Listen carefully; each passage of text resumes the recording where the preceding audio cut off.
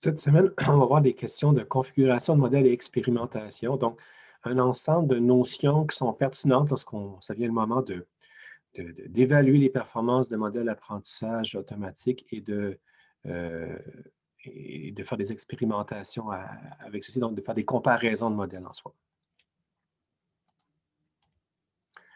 Donc, les questions d'évaluation et de comparaison d'algorithmes, dans le fond, il y a le problème, un des problèmes qu'on se pose dans ce contexte-là, c'est de dire comment est-ce qu'on peut évaluer la performance d'un algorithme de classement sur un certain problème en termes de généralisation, parce qu'avoir une très bonne performance en entraînement, ce n'est pas particulièrement pertinent à mesurer. Ça peut être très bon en entraînement et assez mauvais en termes de performance sur des jeux qui n'ont pas été vus.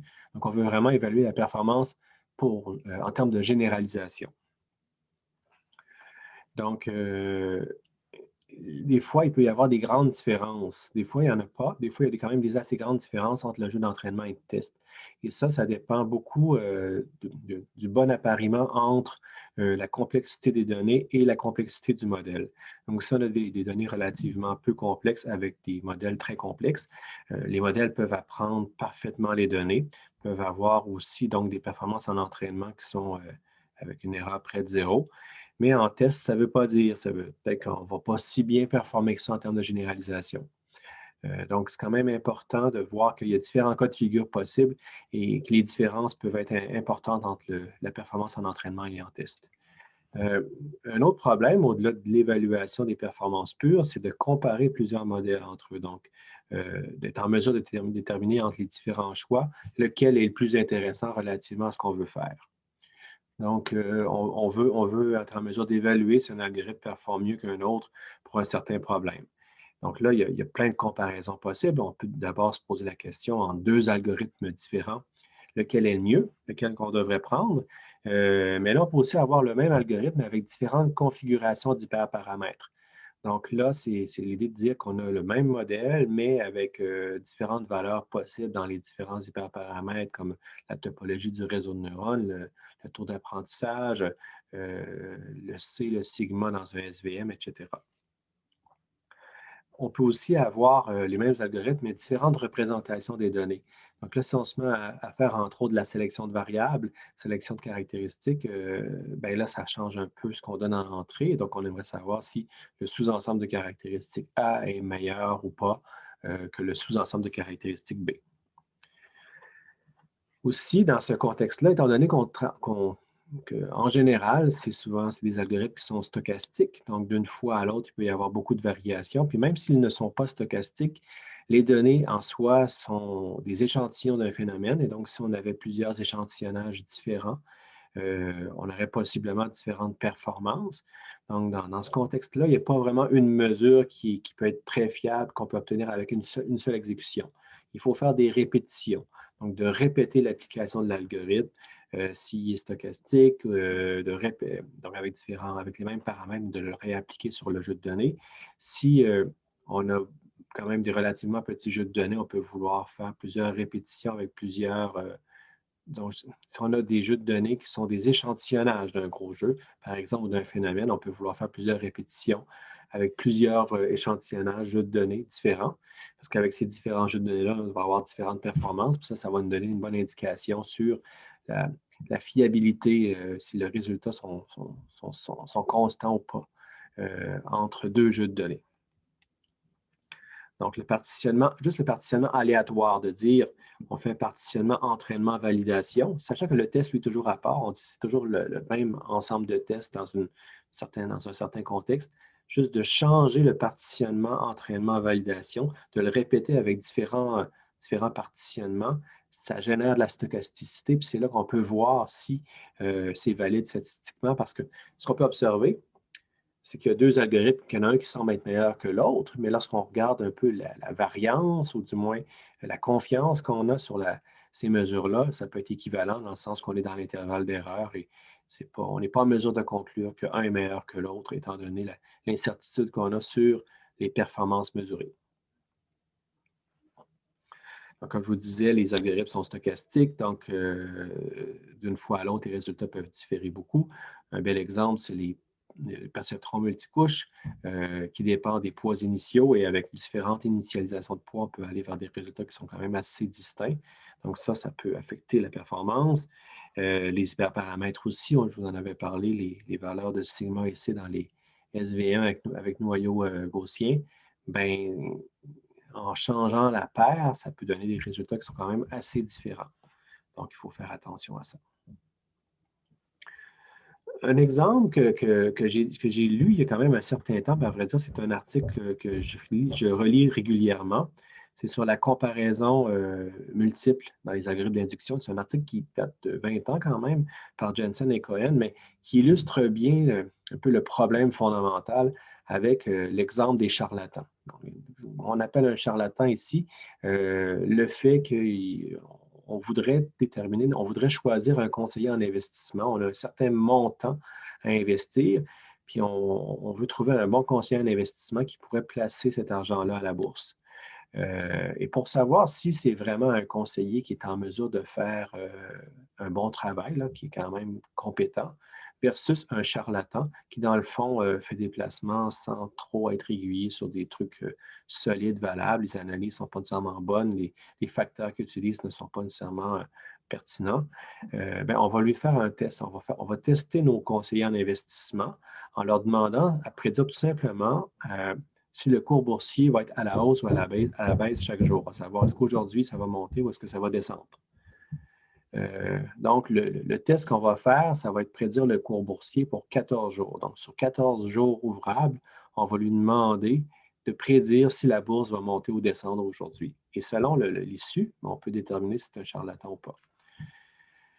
Donc, le critère de sélection, c'est de dire que un conseiller en investissement compétent devrait être en mesure de faire des prédictions correctes pour 11 jours ou plus. Donc, sur 11 jours ou plus, il devrait être correct. Il peut se tromper jusqu'à 3 jours. Donc, ça, on va dire que c'est un conseiller qui est compétent. Sinon, on va le déclarer comme étant un charlatan. S'il fait, dans le fond, un charlatan fait des prédictions aléatoires. Et donc, si il fait moins que 11 prédictions sur 14, on peut présumer que c'est un charlatan qui n'est pas vraiment compétent par rapport à gérer des placements à la bourse. Et donc, sous l'hypothèse que les prédictions des charlatans sont aléatoires, on peut dire qu'avec ce test-là, de réussir 11 bonnes prédictions sur 14, un charlatan a une chance, une probabilité de 0,287, donc de 2,87 de réussir le test. Donc, il y a quand même 97 des charlatans qui vont échouer le test. On peut dire que c'est un bon test en général, ce n'est pas une fiabilité parfaite, mais quand même, il y a peu de chances qu'un charlatan le passe. Donc, on va dire ça, c'est quand même un test intéressant qui mérite d'être utilisé. C'est un bon test pour évaluer la performance d'un conseiller. Ça, c'est la prémisse. Cependant, on dit ce test-là n'est pas si bon que ça pour choisir un conseiller parmi N. Si on dit qu'on n'a dans le fond pas un candidat, mais on a N différents candidats, on a N conseillers que l'on considère embauchés pour prédire les cours boursiers. On leur fait passer à chacun de ces candidats-là le test. Ben, il s'avère que la probabilité qu'un charlatan parmi les N passe le test est de 1 moins 1 moins 0,0287 puissance N. Donc, avec 10 candidats, on a quand même 25 de chance qu'un charlatan passe le test. Donc là, ça veut dire qu'on a un quart de chance de dire qu'il y a un conseiller candidat qui va passer le test comme étant compétent alors qu'il ne l'est pas. Puis pour 30 candidats testés, on a 58 de chance d'en avoir un qui va passer le test. Donc, le test n'est vraiment pas bon, dans le sens que on risque de, si on a affaire seulement à des candidats charlatans, on risque d'en choisir un pareil qui a été chanceux, qui par chance a passé le test, malgré le fait que ses prévisions ont été au hasard. Donc, avec des valeurs élevées, on est presque certain que les charlatans vont passer, que des charlatans vont passer le test, même s'ils ne font pas mieux que le hasard. Fait que là, ça ne va pas. On n'a pas réussi à atteindre notre objectif. Dans le fond, en apprentissage automatique, on a identifié différentes pathologies. La première, c'est de dire qu'il y a il y a du surapprentissage. Donc, du surapprentissage, c'est de faire un modèle autrement complexe, trop complexe pour ce qu'il y a à faire. Un exemple de ça, c'est un modèle qui est capable de mémoriser les données, il apprend par cœur les données. Donc, lorsqu'il revoit les données, c'est exactement ce qu'il doit faire avec ces données-là parce qu'il les a réidentifiées. Donc, ça, c'est un problème parce qu'en termes de généralisation, on ne veut pas mémoriser, on veut extraire les éléments discriminatifs communs pour gérer des nouvelles données. Donc, un exemple de ça, c'est avec des faibles valeurs de C. Il y a trop de vecteurs de support. Donc, on va se mettre à apprendre à utiliser toutes les données comme vecteurs de support, puis rendu là, mais on va se mettre à avoir finalement un surapprentissage de tout ce qu'on a sous la main. On peut aussi découvrir des relations inexistantes entre les données. Par exemple, si on surentraîne un perceptron multicouche, on va apprendre des faux liens, on va le forcer à mémoriser finalement les données. C'est pour ça que le critère de early stopping, d'arrêt hâtif, est important. Lorsqu'on entraîne un perceptron multicouche, il faut régulièrement mesurer sa performance en validation. Lorsqu'on voit qu'il commence à faire du surapprentissage, il faut arrêter l'entraînement, puis même revenir à la version du perceptron où l'erreur en validation était la moindre. Parce que sinon, si on le laisse aller, ça va finalement, le taux de classement va se rendre très, très haut. Il faut être en mesure d'apprendre beaucoup de choses, de très bien, de mémoriser les données. Puis donc, il n'y a aucun avantage à faire des modèles plus complexes que nécessaire, puis même, à vrai dire, ça peut créer des problèmes. Parce que c'est sûr que parfois, souvent, on observe une différence entre la performance en entraînement et en test. On va toujours avoir quand même des bien meilleures performances en entraînement, mais ça peut être de l'ordre de 2 ou de 20 Puis, c'est pas, dans le cas où les différences sont très faibles, ça veut souvent dire que le modèle est trop simple. Donc, le fait qu'il y ait une différence, ce n'est pas une pathologie, dans le sens qu'il faut regarder la performance en test directement. La différence est peu importante. Ce qu'on sait cependant, c'est lorsqu'il commence à avoir vraiment un fort surapprentissage, cette différence-là augmente parce qu'on améliore le taux de classement en entraînement, puis on le dégrade en test. Donc, il y a quand même, on pourrait dire qu'il y a une grande différence au début, ça va réduire, puis ça va grandir ensuite. Puis ce qu'il faut aller chercher, c'est tout simplement le point où la performance est la meilleure en test. Et il ne faut pas laisser aller trop longtemps. Il faut arrêter le modèle quand c'est comme un perceptron multicouche, ou il faut aller vers des modèles plus simples, donc qui vont faire le meilleur compris. Donc, si on regarde plus l'échelle selon en termes de complexité de modèle, il faut voir un peu le positionnement qui fait qu'on a la meilleure performance en test. On peut aussi faire de l'erreur dans la sélection d'informations discriminantes, à savoir les variables qu'on lui donne, elle peut ne pas être pertinente. Et selon même l'algorithme, il y a des algorithmes qui vont être biaisés pour certains types de données, ou bien du moins qui vont voir certaines relations entre les données beaucoup mieux que d'autres. Donc, ces biais-là dans les algorithmes, ça peut induire des problèmes. Un exemple de ça, c'est lorsqu'on fait du classement paramétrique avec une loi normale multivariée, comme on a vu en début de session, et que la matrice de covariance est diagonale. Donc, ça veut dire qu'il n'y a aucune covariance, on a seulement des valeurs sur la diagonale qui peuvent être différentes d'une variable à l'autre, mais sinon, il y a zéro covariance dans notre modèle d'apprentissage. Ça veut dire que ce modèle-là va être bon pour capturer des informations pertinentes disponibles dans les variables indépendamment. Donc, s'il y a une information dans une variable précise, il va être capable de la voir. Mais s'il y a de l'information qui est dans le fond diffuse dans plusieurs variables et qu'il faut voir les valeurs conjointes de ces variables-là pour voir l'information, mais notre modèle ne sera pas capable de le capturer bien. Il risque de l'échapper, d'avoir beaucoup de difficultés. Alors que si on avait un modèle si on peut dire, avec une matrice de covariance complète, on serait déjà capable de voir du moins les relations pair à pair entre deux variables. Donc, si on voit qu'il y a une bonne covariance, ça peut être un élément qu'on peut aller chercher, capturer dans notre modèle statistique, qui peut possiblement aller chercher cette information-là. Puis, avec des modèles plus complexes, mais c'est la même chose. Même idée. Il y a aussi une sensibilité aux probabilités a priori, puis ça, c'est présent dans beaucoup d'algorithmes. Si on a des données débalancées, ça peut être un sérieux problème. Donc, il peut tendent vers bien classer les données majoritaires et très mal classer les données minoritaires selon le cas. Donc, il va aller chercher pas les mêmes informations. Puis les choix de caractéristiques, bien, les variables qu'on lui donne, selon ce qu'on lui donne comme variable, il peut voir différentes choses. Donc, si on ne sélectionne pas les bonnes variables, ça peut être problématique, ça peut générer des mauvais apprentissages. Une autre pathologie qui n'est pas si fréquente que ça en termes d'être énoncée clairement, mais qui est quand même présente et qu'il faut avoir en tête, c'est la surrecherche. L'idée, c'est que si on essaie vraiment une grande quantité de modèles avec énormément d'hyperparamètres, puis ça, donc on recherche dans un très vaste espace de recherche, on peut faire de la surrecherche, puis vraiment aller chercher des modèles qui semblent être très bons sur notre jeu de données, mais dans le fond, ne vont pas autant généraliser sur d'autres données. Donc, souvent, il faut éviter d'explorer ces espaces très complexes-là parce que là, on se trouve à quelque part à faire de l'apprentissage, mais de l'apprentissage dans l'espace de recherche des modèles hyperparamètres. Donc, c'est un peu un niveau méta. Puis ça peut être problématique. La solution, c'est souvent de partir avec des espaces simples. Donc, on part avec les modèles les plus simples, puis on augmente la complexité.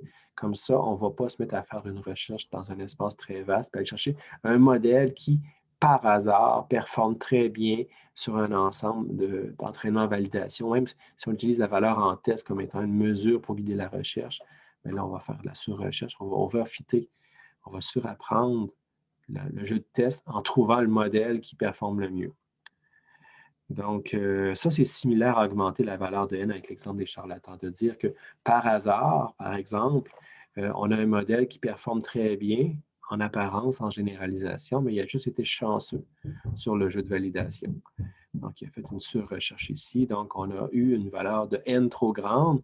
On a testé trop de candidats, puis il y a des charlatans qui ont passé le test. Donc, la surrecherche, ça peut se résumer à ce concept-là dans un contexte d'apprentissage machine.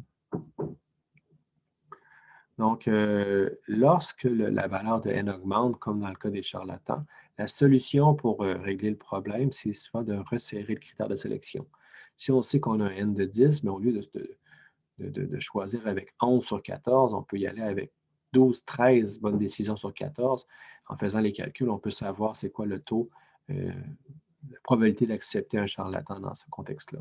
Donc, cet ajustement-là peut être intéressant. Donc, c'est peut-être faire des tests plus serrés où là, la possibilité de les réussir par chance avec un certain nombre de candidats va être faible. Certains facteurs à considérer lorsqu'on fait des expérimentations pour évaluer et comparer les algorithmes. La première, c'est qu'il faut savoir en tête que ce qu'on voit dans un certain contexte ne s'applique pas nécessairement dans un autre contexte. Des modèles qui performent bien avec certains types de données ne vont pas nécessairement bien performer avec d'autres données qui sont un peu plus éloignées. Donc, c'est très périlleux de généraliser puis de supposer que ce qu'on voit dans un contexte va s'appliquer dans l'autre. Il y a un fameux théorème, c'est un théorème qui a une appellation sympathique, le No Free Lunch Theorem, parce qu'il y a l'adage anglais, américain, qui dit que there ain't a such thing like a free lunch. Donc, lorsque vous avez un lunch gratuit, dites-vous qu'il n'est pas vraiment gratuit, il y a quelqu'un qui paye pour.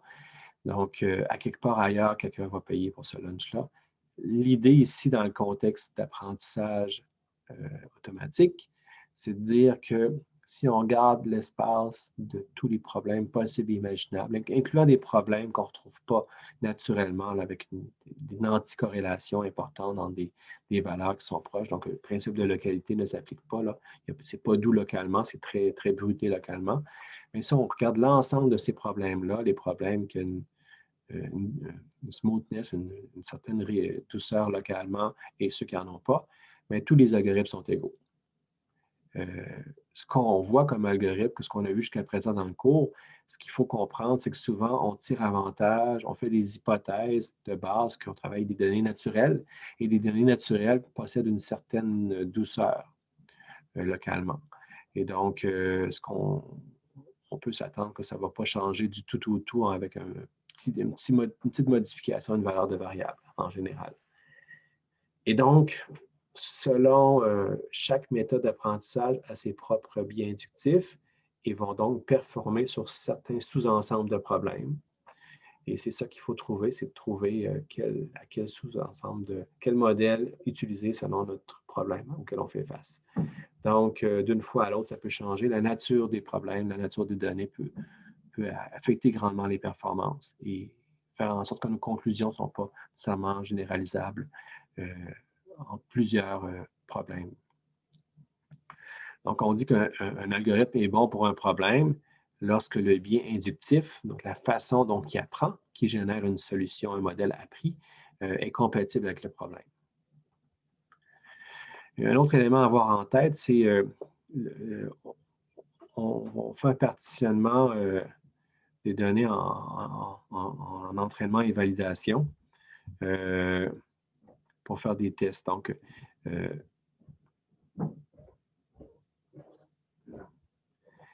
les jeux de données, on les partitionne pour faire des évaluations ici. Puis ensuite, donc on doit évaluer les performances en entraînement-validation empiriquement, donc d'évaluer la performance en généralisation empiriquement pour comparer plusieurs algorithmes ensemble pour évaluer, pour faire des choix d'hyperparamètres. Sauf que lorsqu'on a terminé ça, lorsqu'on a trouvé c'est quoi le bon modèle, généralement, il faut revenir en arrière. Il faut dire, notre partition entraînement-validation, c'était bien pour trouver qu'est-ce qui était performant. Mais ensuite, on veut pouvoir apprendre un bon modèle. Et donc, un bon modèle, ça prend avec un maximum de données. Donc, on doit refaire un dernier entraînement une fois le choix du modèle, le choix des hyperparamètres a été fait. On réentraîne sur l'ensemble des données. Donc, l'ensemble entraînement et validation fusionnés, qui va avoir un modèle final, qui, lui, pourra être évalué en test. Un autre élément aussi à comprendre, c'est que comme on expose notre ensemble de validation fréquemment pour évaluer, par exemple, en cours avec un perceptron multicouche, on évalue les performances en généralisation à chaque époque ou à chaque X époque, mais on l'utilise quand même assez fréquemment pour mesurer, pour monitorer la capacité à généraliser. Dans d'autres circonstances, ça peut être utilisé pour d'autres choses. Donc, l'ensemble de validation est utilisé plus qu'une fois et donc, ça fait partie des données d'inférence. Donc, il faut considérer que l'ensemble de validation est quand même corrompu d'une certaine façon dans le sens que le modèle contient de l'information qui est guidée par l'ensemble de validation. Donc, c'est pas la mesure de performance en validation n'est pas un bon indicateur de la généralisation finale. C'est un bon indicateur de la généralisation dans un contexte de recherche de modèles et d'hyperparamètres. Donc, ce qu'il faut voir, c'est que plus qu'on applique souvent un ensemble de validation, plus que le modèle, l'algorithme d'apprentissage va intégrer quelque chose provenant dans cet ensemble de validation-là. Donc, l'évaluation finale des performances, ça doit être fait par un jeu de test distinct qui n'est jamais utilisé en apprentissage. Ça, c'est très important. Je vous dirais même que des fois, j'ai vu même dans des articles scientifiques, des fois des grandes tables là, où on va comparer vraiment plusieurs modèles, 5, 10 modèles différents, en rapportant les performances en test, puis en concluant que c'est lui le meilleur sur tous les tests qui ont été faits. Puis c'est lui ensuite qu'on devrait prendre, bien, il y a un peu de triche là-dedans. Parce que quand même, de comparer plusieurs modèles entre eux en test, on commence à intégrer de l'information sur le jeu de test, puis il s'avère qu'on peut choisir un modèle qui est bon parce que par chance, sur notre jeu de test, il a bien performé. Donc, je vous réfère encore à l'exemple des charlatans. Si on teste un modèle avec un jeu de données ou une situation, ça va. Si on en teste plusieurs, bien là, il faut s'attendre qu'il y a des chances que les performances soient mieux par chance. Puis si on avait un nouveau jeu de test indépendant, distinct, qui n'a jamais été vu, ça se peut que ça ne soit pas aussi bon que ça, que la performance du meilleur dans le premier test soit équivalente aux autres. Ou même est surappris, ça c'est moins fréquent, mais du moins que les indications ne sont pas claires.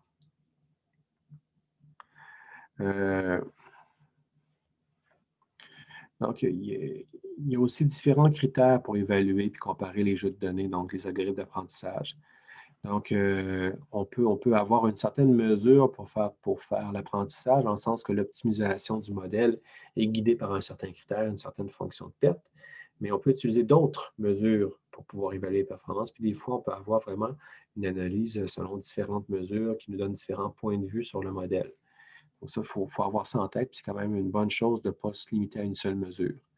Il faut aussi avoir en tête la complexité de l'entraînement. Si faire un entraînement exige 30 GPU utilisés intensément pendant une semaine, c'est autrement plus costaud que de faire un entraînement sur un ordinateur portable qui prend moins qu'une seconde. Donc, la complexité en entraînement est un facteur à considérer. Puis des fois, deux algorithmes pas tout à fait équivalents, mais que la différence n'est pas si grande que ça, on va préférer l'algorithme le moins complexe en termes de calcul, quitte à couper sur la performance un peu. Donc, ça dépend toujours. Puis ça peut être en termes de temps de calcul, mais ça peut être aussi en termes de mémoire requise pour faire notre entraînement. Puis de même pour l'évaluation, on s'appelle du cas plus proche voisin. Il n'y a pas d'entraînement. Implicitement, le cas plus proche voisin s'entraîne en mémorisant les données. Mais le test, lui, peut être long. Donc, l'évaluation, déterminer à quelle classe appartient une donnée, ça peut être assez long. Donc, ça, il faut en tenir compte aussi. Un autre critère qui est très important, puis que c'est quelque chose en apprentissage machine qu'on parle beaucoup, c'est l'interprétabilité des résultats. Donc, au-delà des boîtes noires, comme les réseaux de neurones de base, c'est des boîtes noires, on ne sait pas trop ce qui se passe, c'est plein de matrices de chiffres. Si on peut avoir des modèles où on peut les analyser, on peut les comprendre, il y a des énonciations par des règles, des arbres de décision, des énoncés simples, ça, c'est très intéressant, puis ça a de la valeur, même si la performance des modèles interprétables est inférieure aux modèles boîte noire, on peut préférer les modèles interprétables. Puis un autre point aussi, c'est la facilité de programmation. C'est sûr que maintenant, on a des librairies très puissantes comme scikit-learn, comme PyTorch, qui simplifient la vie, qui nous offrent plusieurs algorithmes. Mais si on veut développer des variantes, si on veut implémenter un algorithme un peu plus ésotérique, est-ce que c'est bien difficile de l'implémenter dans notre langage préféré? Vous l'avez un peu vu dans le cours ici. Des fois, il faut quand même faire un peu de développement ou de programmer les choses. Puis c'est pas si compliqué que ça, ce que je vous ai demandé, mais ça peut être vu comme étant quand même un certain défi. Donc, idéalement, si un modèle est aussi simple à implémenter, c'est une très bonne chose.